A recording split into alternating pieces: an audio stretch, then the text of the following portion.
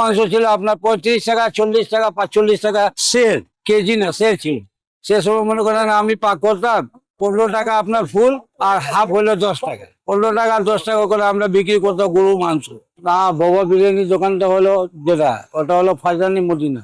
ওনার যে মালিক, উনি আমার বোন জামাই। তো আমি তো হোটেলের সম্বন্ধে কাজ আমরা জানি, কেন আমি তো এক অল আন্ডার বোর্ড আইসি। আমি এখানে আপনার 2006 মুদ্রায়, এই 2 মুদ্রায়। বৌবা ছিল না, ওটা ফাইজানি মদিনা বিরিয়ানি ছিল। তো বৌবা ওখানে মানে ওই খাবারটা বাইর করতো, সার্ভিস ওটা বাইর করতে করতে মানে সবাই ওকে চিনেনি। মানে কথা বলে তো না, কিন্তু আপনি ইশারা দিয়ে বলবেন তাহলে বুঝতে পারেন যে একটা আবার দুইটা, সবাই বৌবা ববি বিরিয়ানি বলে ডাকে।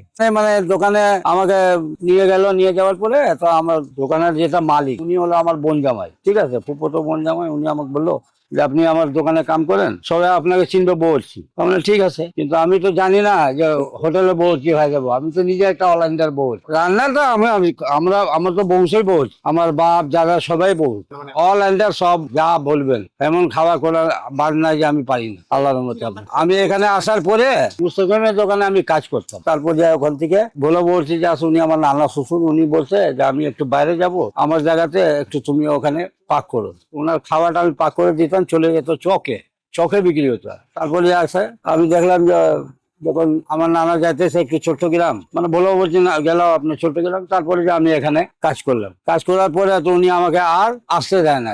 আমার হাতের পাক ভালো, ব্যবহার ভালো, জিনিস ভালো হইতেছে না, আমি নিজের মতো করি, কারো বুদ্ধি উপরে করি না, কিছু করি না। আল্লাহর মতো আমার যা মেটেরিয়াল আছে এটা দিয়ে, কেউ যদি জিগায় তাকেও বুদ্ধি দিয়ে দিই যে আসলে আজকে আমি আসি, কালকে তো আমি মরে যাব। তা আমি মরে গেলে জিনিসটা তো আমি নিয়ে চলে যাবো, ঠিক আছে না? আমি একটা বিদ্যা আছে আমার কাছে, এই জিনিসটা তো আমি নিয়ে চলে যাবো। আর আপনারা যদি আমি শিখাই দিই তাহলে তো আপনি কর্ম করে খাইতে পারেন। ওই যে কালাম বলে ছেলেটা আছে, তাকে আমি শিখালাম। ইস্পাক আছে, তাকেও আমি শিখাই। অনেক পোলাপান আছে এখানে।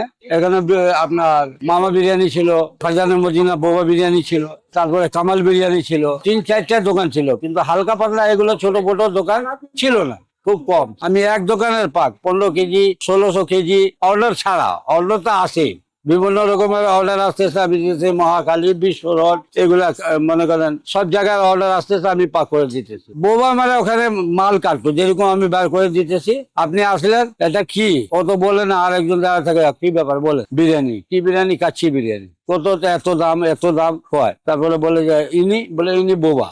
তো বলে ইনি যে বোবা, তো ইনি কিভাবে বুঝে? বলে আমি আপনাকে দেখে। তো আমরা ইশারা দিয়ে কই, এরকম করলেও বুঝে যে হাফ। আর যদি আমরা কই মানে এরকম, মানে ওর একটা ট্রেনিং আছে, আমরা জানাই, তখন ও বুঝতে পারে যে এটা ফুল নিবে, এটা হাফ নিবে। আর বোবারা খালি ইশারা দিয়ে কইবেন যে একটু ভালো, তখন ও একটু ভালো মাংস টাংস টিকিট করে যায়। এটাই সকাল থেকে আমি রান্না করি, 6 বস্তা, 5 বস্তা, 3 বস্তা এরকম করে ডেলি দিতাম। এই দোকান তো বেশি না, এখানে তো আমি 15-16 বছর আগে আমি এই এলাকা আমি বিক্রি করলাম। এতগুলা কাদা মাটি ছিল, এই এলাকা আমি বেচতাম। তারপরে আমি এখান থেকে আমার চলে গেছি, অফার আছে আপনার সিলেটে যখন একটা কাজের অফার আছে, বাস ওখানে আমি চলে গেছি। তারপর আমার শ্বশুরকে দিয়ে গেলাম, কিন্তু এর আগে আমার শ্বশুরে বিক্রি করতো, ছোট পাতিলার মধ্যে উনি বিক্রি করতো।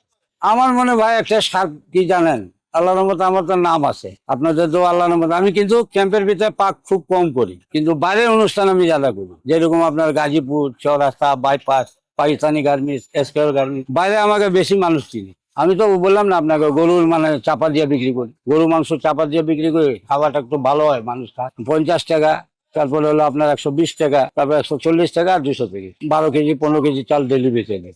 বড় লোক সবে এখানে এই পছন্দ করে না, এর লেগা যে একটা দোকান থাকতো, তাইলে উনি ভালো ভাবে ফ্রেশ খাওয়ান কোনো ভেজাল নেই, ডেলি খাওয়ান, ডেলি জায়গা, দাম কম আছে। উনি এই প্রতিষ্ঠানটা করছে, উনি একটা নিজেই বাবুর্চি। হ্যাঁ, ওনার বাবুর্চির হিসাবে ওনার যে কাজ আছে, উনি ও কাজের সময় কাজ করে, তারপরে যখন ফ্রি থাকে, কাজ থাকে না, তখনই এই দোকানটা দিয়ে রাখছে, যেন উনি আরে একটু মানুষের প্রচারিং করতে পারে। হ্যাঁ, তো চিন্তা ভাবনা যখন একটু রানিং হবে, তখন এই কাচি দিবে। একটা দোকান পূজা হচ্ছে যে এটা তো ফুটপাতের রাস্তা, ঠিক আছে না, একটা দোকান পাওয়া গেলে স্থায়ী ভাবে, তখন একটু চিন্তা ভাবনা যে একটু রানিং হলে কাচ্চিও থাকবে, তেহারির সাথে সাথে কাচ্চিও থাকবে।